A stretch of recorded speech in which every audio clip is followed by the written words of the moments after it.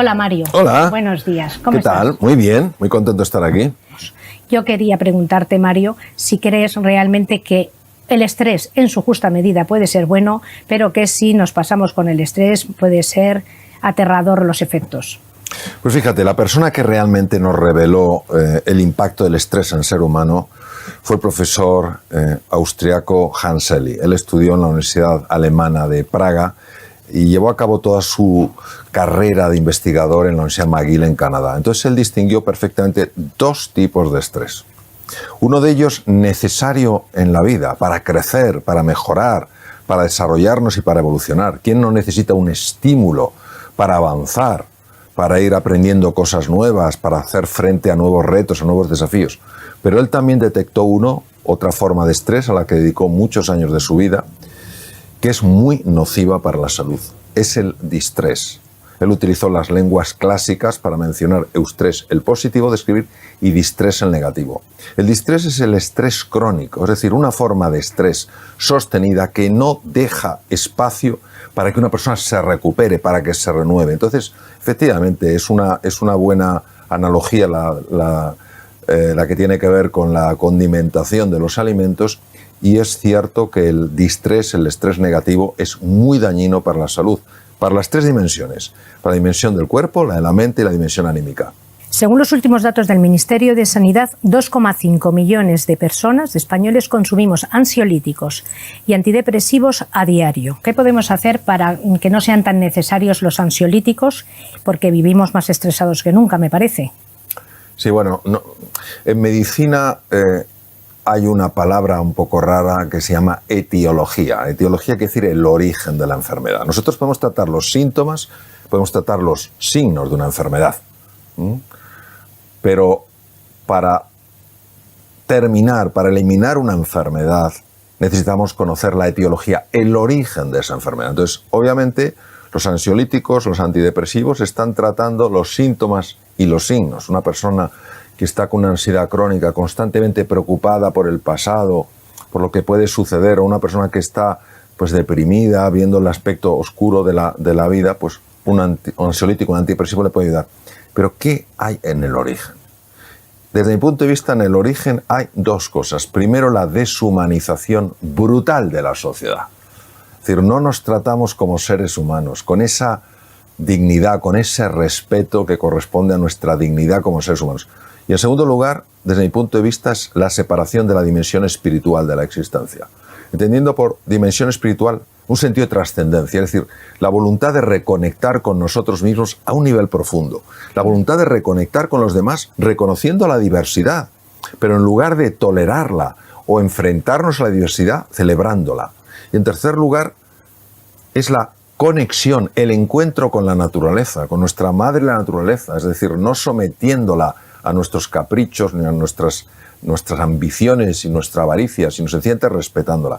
Entonces, si nosotros cuidáramos esa dimensión más humana, si nos tratáramos con más cariño, con más cercanía, si supiéramos escuchar mejor, si verdaderamente pudiéramos entrar en el silencio, aprender a centrarnos, salir del barullo mental, si aprendiéramos a mimar un poco más a la naturaleza, a disfrutar lo que es un paseo por el campo, por un bosque frente al mar, necesitaremos muchísimo menos ansiolíticos y antidepresivos. Sí, desde luego. Sin género de duda. Desde luego.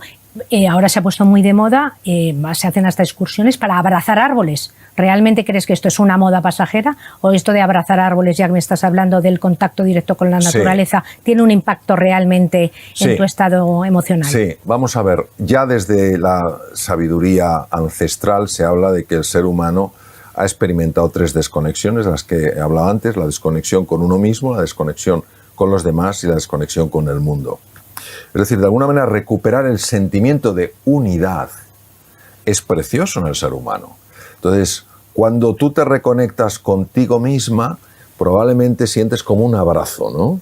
Cuando te reconectas con los demás, ¿qué quieres? Abrazarles. Cuando te reconectas con la naturaleza, te gustaría abrazar a la naturaleza. Bueno, los árboles representan una parte preciosa de la naturaleza. Es decir, si nosotros entendemos que es un elemento simbólico, que representa ese deseo de recuperar la sensación de unidad, me parece un gesto precioso. Muy bonito. Vamos, de hecho yo lo he hecho con frecuencia. Sí, claro. Vas abrazando. Hay un árbol. Mario abraza árboles. Sí, hay un árbol, un tejo en Inglaterra que tiene más de 2000 años y he estado unas cuantas veces ahí y por supuesto que ha abrazado ese árbol. ¿Y notas algo? Después de dar ese abrazo, ¿en ti hay algo que cambia? Bueno, vamos a ver. El ser humano quiere llevarlo todo a la faceta intelectual. Ya. Y yo creo que hay cosas muy bonitas que son sensaciones que desafían el intelecto. Y por supuesto que noto sensaciones.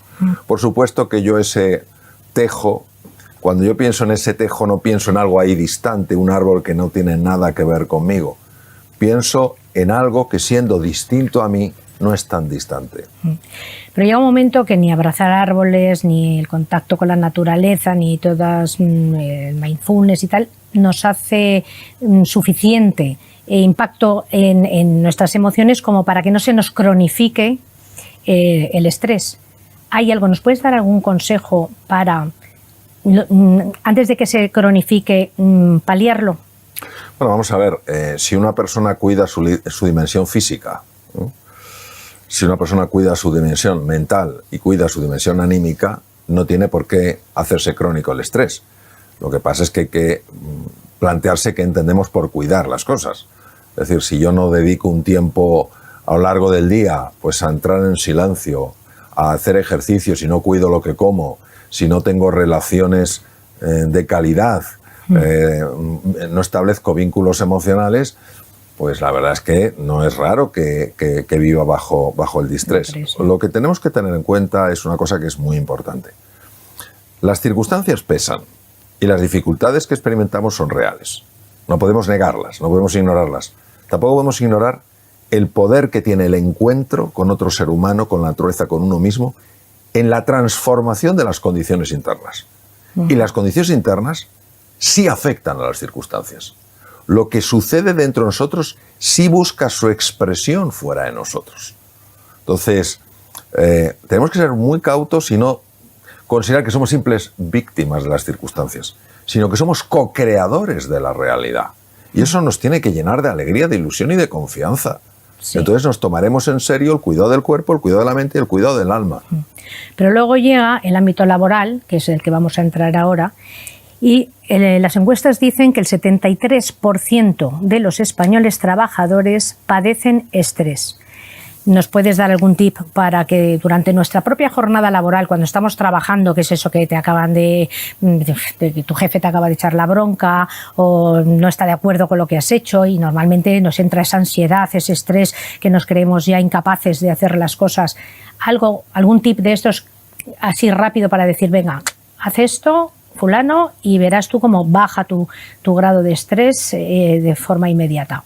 Vamos a ver, la situación de burnout es una situación generalizada. O sea, no es que nos pueda venir el burnout, es que ya estamos ahí. Una parte muy importante de la población está en burnout o pueden caer en burnout. La situación está estar quemado.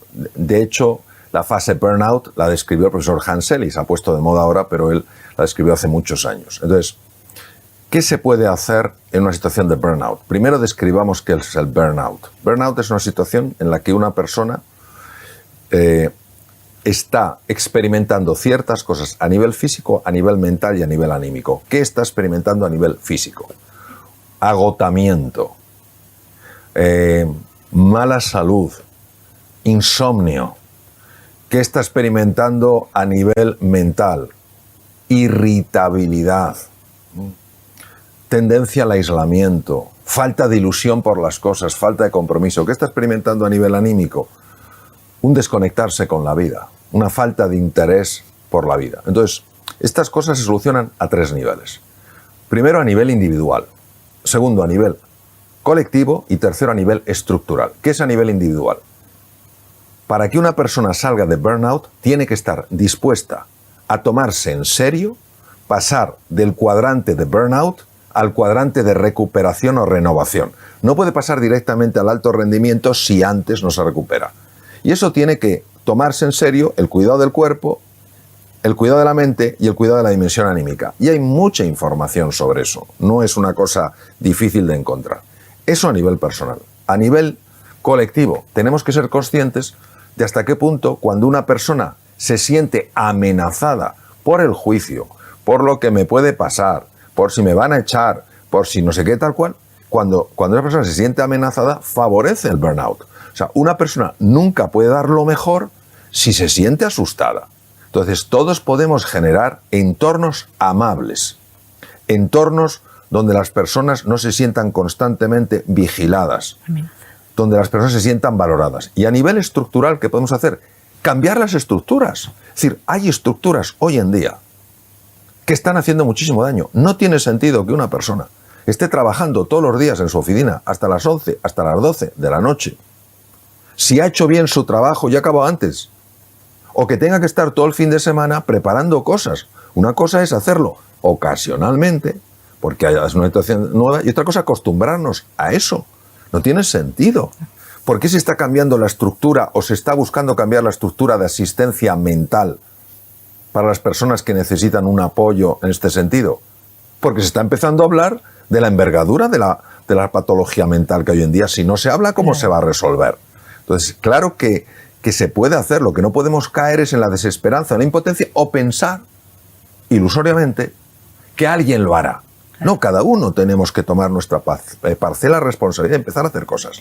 ¿Hay algo que puedan hacer, aparte de hablar, como dices tú, hay algo que puedan hacer las empresas o los empleadores que reme a favor de sus empleados? Sí. Ahora, me gustaría hacer una distinción.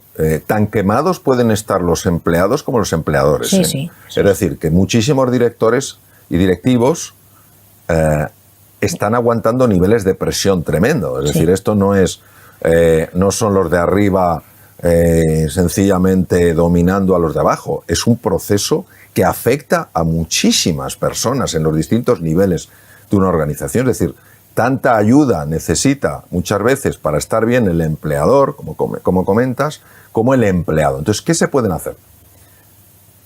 Se pueden hacer muchas cosas. Por ejemplo, hay una empresa que lo que ha hecho es, antes de empezar la jornada laboral, ha habilitado un espacio para que las personas que quieran puedan practicar durante 10 minutos mindfulness antes de empezar a trabajar. Y es masivo el número de personas que se apunta. Hay empresas que están ofreciendo opciones mucho más sanas para comer, hacerlo más fácil. Hay empresas que han decidido que a partir de cierta hora ya no se está en la oficina. ¿Hay alguna medición que indique que ese rendimiento ha subido, que están más felices? ¿Se puede medir el grado de felicidad que hayan podido o no? ¿O es una apreciación? ¿O es lo mismo que lo de los árboles? No hay que medirlo. Vamos a ver, hay dos tipos de mediciones que se pueden hacer cuando se está hablando del bienestar. Hay una medición que es una medición puramente psicológica, es decir, tú le das un test a una persona y te dice cómo estabas antes y cómo estás ahora. ¿Ha habido un cambio? Y te dice sí o no, lo que se llama qualia, es la experiencia interna. Hace años esto no se valoraba, hoy ¿cómo no se va a valorar? Si una persona meditando está mejor, ¿por qué no se va a valorar eso? Pero luego hay otros tipos de mediciones, se pueden medir desde niveles de cortisol, desde la tensión arterial, niveles de azúcar, es decir, montones de cosas que tienen que ver con el síndrome del burnout. Y por supuesto que se ve, pero ¿cómo no se va a ver? Esto se lleva investigando hace montones de años. Pero es que hoy en día además lo que sabemos es que no solamente este cuidado del bienestar afecta a la salud física y mental de una persona, es que afecta a los resultados. Eso. Si es que está demostrado que una persona cuando está ilusionada, cuando está motivada, es una persona que rinde mucho más. Y que cuando una persona está asustada, se siente llena de ansiedad o ha perdido la esperanza. Se bloquea. No, claro que se bloquea, y además es que hay tecnología en lo que se llama neurociencia afectiva que permite ver con cámaras muy sofisticadas cómo realmente la conexión entre el mundo emocional, el mundo afectivo y el mundo intelectual es una realidad innegable. La persona ilusionada es una persona que rinde más, la persona desmotivada rinde menos. Es más, se ha demostrado, por ejemplo, y esto es un dato verdaderamente brutal, que personas que están habitualmente en distrés, en burnout, son personas que pierden población neuronal que no tendrían que perder. Mueren neuronas.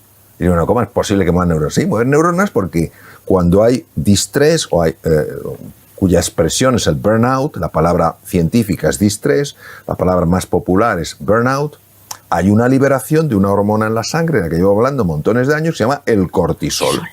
Pero es que además sube los niveles de un neurotransmisor, de una sustancia cerebral, un mensajero cerebral, que es un neurotransmisor excitador, que se llama el glutamato. La combinación en el cerebro de niveles altos de cortisol y niveles altos de glutamato hace que entre masivamente calcio en la célula nerviosa, en la neurona. Y esa entrada masiva de calcio activa, fíjate lo que te voy a decir, activa el gen de la apoptosis, ¿qué es eso? El gen del suicidio celular. ¿Hasta qué punto lo mental afecta y lo afectivo se materializa? Y de la misma manera que esa cronicidad en el estrés, ese distrés que lleva el burnout, destruye población neuronal, también, y esto, el primero que lo intuyó, no lo podía mostrar, era Cajal, nuestro gran premio Nobel, es que cuando una persona está ilusionada, cuando una persona está motivada, hay células madre en el cerebro que se convierten en neuronas. Es decir, una persona se vuelve más inteligente, más creativa, más emprendedora, pero necesita ese estímulo, necesita esa ilusión, necesita esa pasión, ese entusiasmo. Por eso el gran Cajal, porque vamos, o sea, tendría que haber un museo para don Santiago Ramón y Cajal.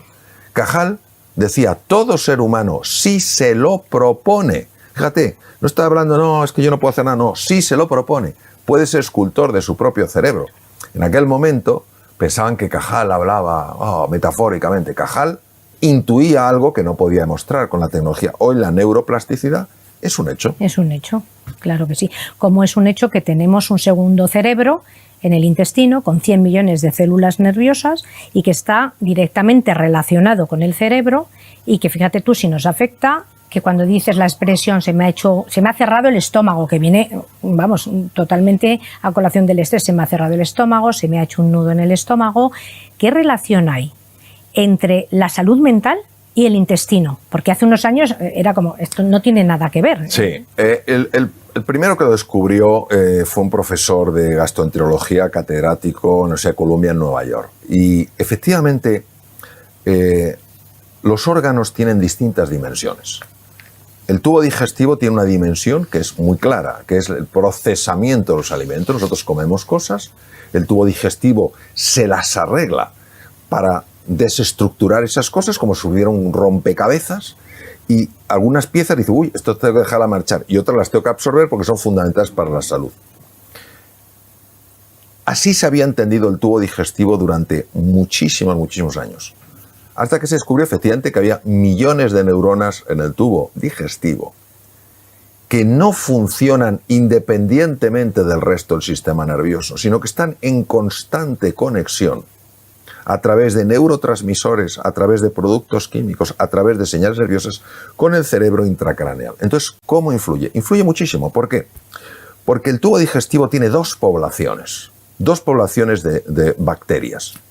Unas serían las buenas, los bacteroidetes, y los otros son los malos, los firmicutes. Dentro de los bacteroidetes tenemos las bifidobacterias y los lactobacilos. Entonces, ¿qué hacen los buenos? Los buenos están intentando proteger la barrera intestinal para que no entren productos tóxicos. Porque si entran productos tóxicos, llegan al cerebro y lo inflaman. Y la inflamación cerebral está asociada a cuadros como la ansiedad y la depresión. Cuando empiezan a ganar los malos, los firmicutes, entonces los bacteroidetes ven reducida su acción y empiezan a colarse productos tóxicos que producen inflamación cerebral y son, al parecer, una de las causas de enfermedad de Alzheimer. Aunque es una enfermedad compleja, uno de los factores puede ser eso. Entonces, tú fíjate que cuando una persona está muy estresada, lo primero que se produce es una parálisis del tubo digestivo. Se le quitan las ganas de comer. O si tiene ansiedad, a lo mejor come demasiado, y eso tampoco es bueno para el tubo digestivo. Entonces, el balance se va perdiendo y el segundo cerebro, el cerebro entérico, el tubo digestivo, empieza a funcionar de una manera errónea y esto repercute en el cerebro. Entonces, bueno, podemos estar horas hablando de esto, porque es un tema apasionante. Por eso es tan importante cuidar la salud del tubo digestivo y por eso se me ha olvidado decir que los buenos, los bacteroidetes, fundamentalmente lo que necesitan es fibra. Los firmicutes, los malos, fundamentalmente lo que necesitan es azúcar. Claro. Más fibra y menos azúcar.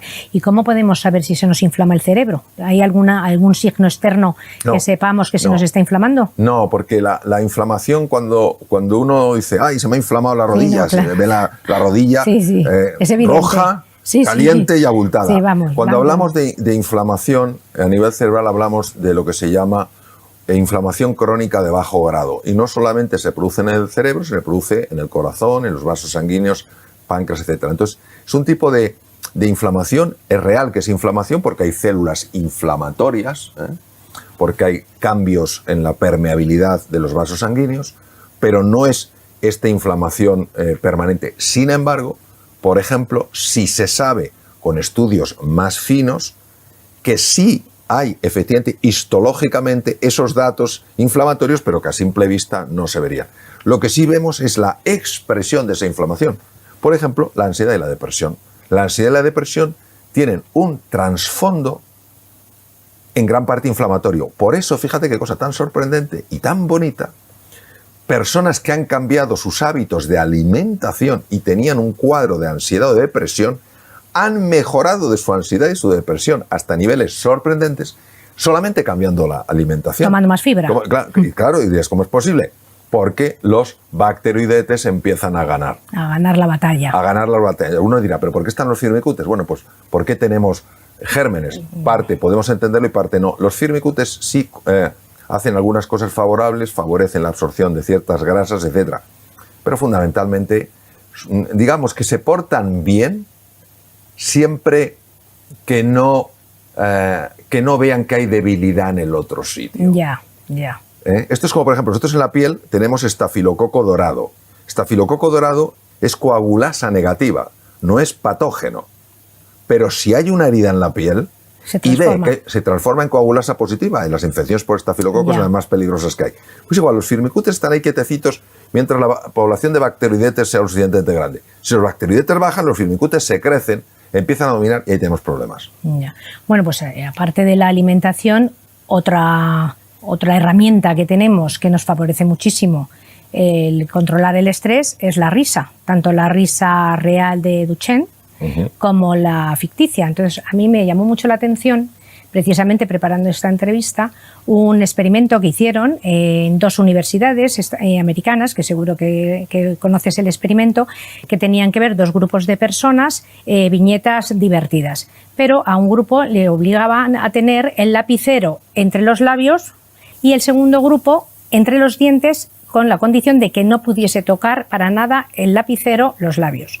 Entonces el cerebro se creyó, que es lo que quiero que me expliques ahora, cómo al cerebro podemos engañarle de esa manera, que simplemente forzando una sonrisa con un lapicero entre los dientes, el cerebro puede llegar a creerse que está feliz, y de qué manera esto es tan importante para mitigar a lo mejor síntomas de depresión y estrés, aparte de la fibra. Bueno, esto es precioso. Fíjate, si nosotros observamos un cerebro desde fuera, veremos que tiene 4 lóbulos: el frontal, el parietal, el temporal y el occipital. Pero hay una gran fisura, es muy interesante porque esta fisura, la mitad de esta fisura, es decir, de esta hendidura, le faltaba a Albert Einstein. Y estaba cubierta de neuronas. En lugar de existir esa especie de apertura, está cubierta de neuronas. Pues si tú esa fisura de Silvio, la separas, aparece el lóbulo escondido, el lóbulo invisible, el 5º lóbulo o ínsula de Ryle. Ryle fue el descubridor. La ínsula de Ryle es una de las estructuras más apasionantes del cerebro humano. ¿Por qué? Porque contiene el esquema entero del cuerpo. El mapa. El mapa entero del cuerpo. Y es uno de los mapas de los sentimientos. Es decir, la ínsula de Ryle es capaz de cambiar un pensamiento en un sentimiento. Y una emoción. Pienso que no puedo, acabo sintiendo que no puedo. Y es capaz de hacer que el cuerpo reverbere con ese sentimiento. Bueno. Pienso que no puedo, siento que no puedo, mi cuerpo no puede. Pero la ínsula de Ryle no solamente es un paso de dirección corteza cerebral a cuerpo, es también de cuerpo a corteza cerebral. Entonces, cuando tú tienes una disposición de tu cuerpo propia de un estado de alegría, como es una sonrisa, la ínsula de Ryle, que tiene perfectamente mapeada la cara, interpreta que se halla esa sonrisa, aunque sea una sonrisa, en este caso, forzada por un lapicero, que tú estás contento o que tú estás contenta. Entonces, como es un mapa de los sentimientos, Sí. esa posición corporal empieza a transformarla en un sentimiento estar bien. Y empiezas a pensar en las cosas buenas que hay en tu vida. De hecho, en estas viñetas, los que tenían el lapicero en los dientes las veían súper divertidas y los otros no. Claro. Siendo las mismas viñetas. Claro, porque ten en cuenta que la percepción es un fenómeno cerebral, es un fenómeno, es una creación mental. Si yo estoy alegre por la mañana, el desayuno me va a saber más rico que si me levanto triste. El café huele mejor. El café huele mejor, el té está más rico, etc. Entonces, ¿qué ocurre? Que no le damos importancia al cuerpo y también somos cuerpo. No es que tengamos un cuerpo, es que también somos cuerpo. Por eso la nutrición, por eso el descanso, por eso la postura, el gesto y el ejercicio físico tienen tanto impacto en nuestra forma de sentir. Desde luego. Y todos estos pensamientos negativos que podemos tener tan recurrentes, ¿hay alguna manera para reconducirlos? Sí, por supuesto que sí. La forma de reconducirlos es la meditación. Es la meditación. Nunca enfrentarse al pensamiento. Nunca enfrentarse al pensamiento porque lo refuerzas. No intentar convencerte que no tienes que pensar eso. Llevar tu atención a otro sitio. Yo suelo poner el siguiente ejemplo. Es un ejemplo muy antiguo y viene de la sabiduría oriental. Nosotros somos como el cielo. Y pasan las nubes. Las nubes van a pasar, pero no tiene el cielo que irse detrás de ellas. Entonces, si el cielo quisiera luchar contra las nubes aumentarían de tamaño, porque donde pones la atención, lo refuerzas. Entonces tú sencillamente tienes un pensamiento, ¿vale? Pues el pensamiento, ¿qué cenaré hoy? ¿Lo ves? Pero no te arrastra. ¿Qué es arrastrarte? Te ves cenando, lo que vas a cenar. Ya te ha pillado. Entonces la atención la llevas al aquí y a la hora. Entonces esto es muy bonito porque hoy en día la neurociencia contemplativa ha demostrado que en la distracción hay una red que se llama la red neuronal por defecto, que está asociada no solo a menor eficiencia, sino además peores relaciones sociales y peor salud. Pero que cuando uno se centra en el presente, en el aquí y en la ahora, en la respiración, en el cuerpo, en las sensaciones que tienes, los pies sobre el suelo, el cuerpo en el sillón, entonces desactiva la red neuronal por defecto y se activa la red ejecutiva central. La red ejecutiva central está asociada a una mejora en la salud, una mejora en la eficiencia, una mejora en las relaciones. Pero esto es un entrenamiento. El que quiera tener control sobre su atención tendrá que desarrollar la musculatura de la atención. Es decir, acostumbrarse a estar más tiempo en la red ejecutiva central, en la red de atención, y menos tiempo en la red de la distracción. Sí. Hablando de musculatura, para hacer también un poco de musculatura cerebral, el ejercicio físico es tan bueno para el cuerpo como para la mente. ¿Qué tipo de ejercicios recomiendas para que nuestros niveles de estrés y de ansiedad bajen? El ejercicio aeróbico, es decir, aceleramos el corazón y la respiración, está asociado ya, sin género de duda, en base a la investigación, a la liberación de neurotrofinas. ¿Qué son neurotrofinas? Son el gran descubrimiento de la premio Nobel italiana Rita Levi-Montalcini, una mujer maravillosa que murió con 102 años. Neurotrofinas son sustancias que favorecen que algo crezca. Es como si fuera el abono. Sí. Tú abonas una parcela y crecen cosas. No abonas, pues no crecen cosas. Entonces, ese abono, hay muchos tipos de abono.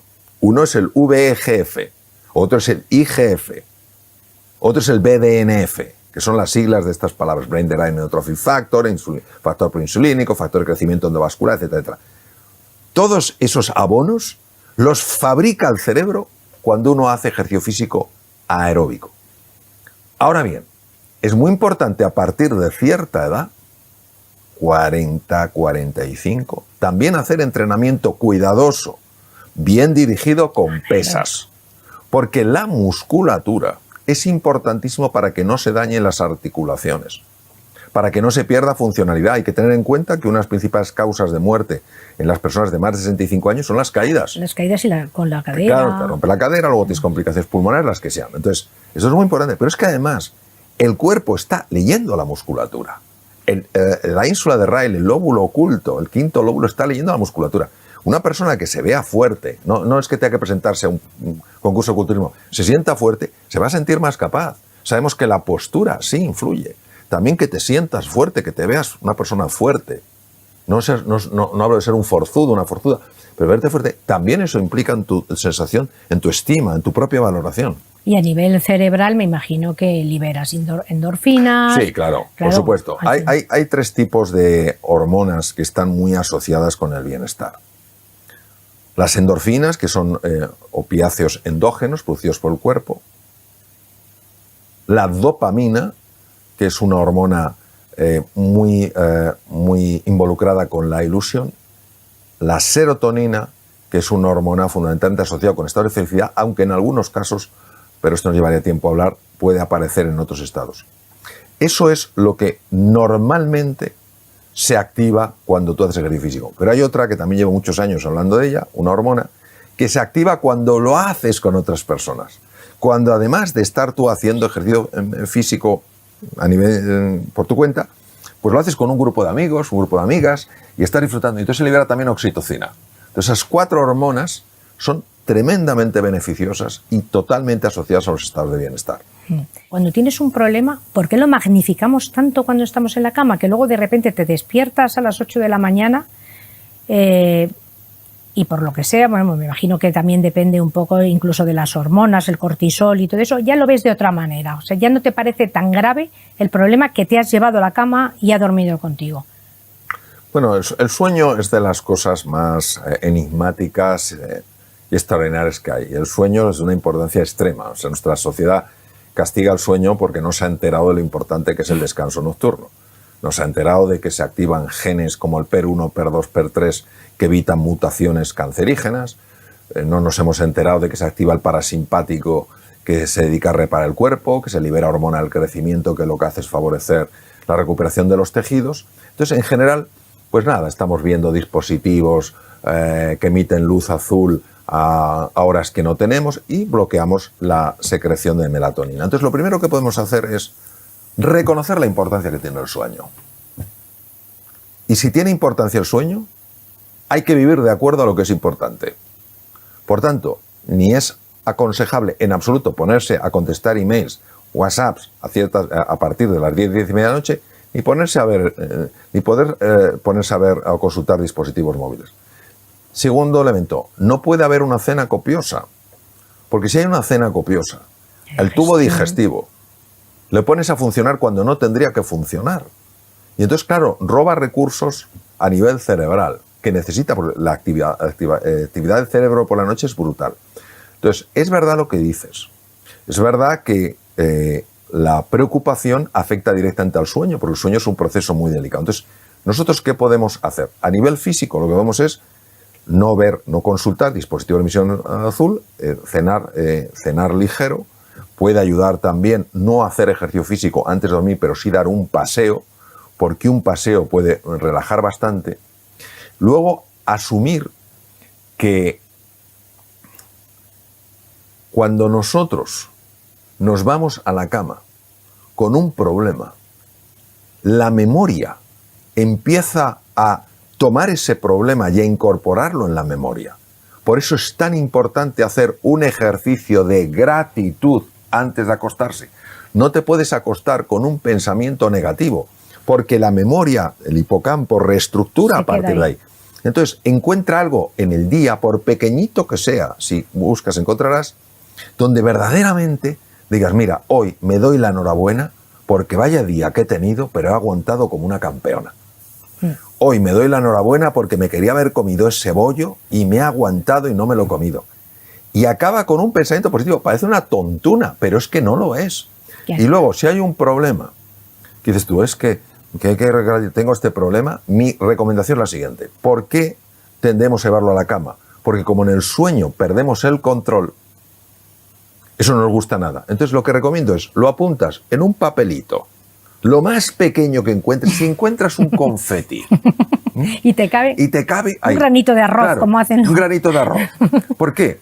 Porque si un problema así de grande lo puedes poner en un papel así de pequeño, imagínate el mensaje que estás dando al cerebro. Sí. Y esto parece una tontuna, pero yo se lo comenté a algunas personas y les ha funcionado de cine. Pues nada, hay que ponerlo en práctica, pero ya.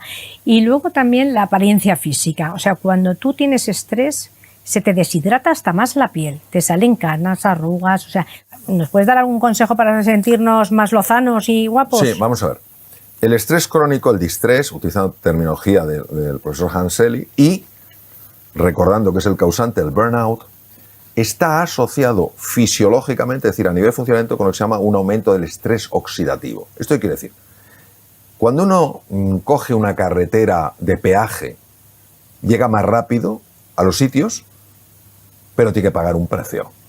Nosotros, para poder, en nuestro metabolismo, nuestra obtención de energía, para poder utilizar oxígeno, que nos da muchísima más energía que si fuera metabolismo anaeróbico, tenemos que pagar un peaje. Y ese peaje se llama radicales libres. Radicales libres son sustancias muy dañinas para el organismo, pero muy controladas por el organismo porque tenemos enzimas, sustancias químicas que las bloquean, ¿vale? Cuando los radicales libres superan un determinado nivel, como son moléculas inestables que en la corteza, en el anillo externo les falta un electrón, tienen que robar electrones de otras moléculas. Y entonces golpean moléculas para desestabilizar y robar las electrones y las convierten en radicales libres. Adivina dónde golpean. Pues uno de los sitios que golpean son las fibras de colágeno y de elastina de la piel. Con lo cual producen ese deterioro de la piel, pueden producir procesos malignos, etcétera, etcétera. Entonces, el estrés oxidativo, ese envejecimiento, parte de la misma raíz. Es una expresión más, en este caso, a nivel bioquímico. Bueno, Mario, para nosotros realmente ha sido un orgullo tenerte con nosotros como maestro para ayudarnos a ser un poquito más felices, para tener un poquito menos de estrés, y nos alegra muchísimo que te hayas pasado a este lado, que aunque hayas dejado de ser cirujano de órganos, que hayas llegado a nuestras vidas reparando almas. Muchas gracias. Muchísimas gracias, Mario. Gracias.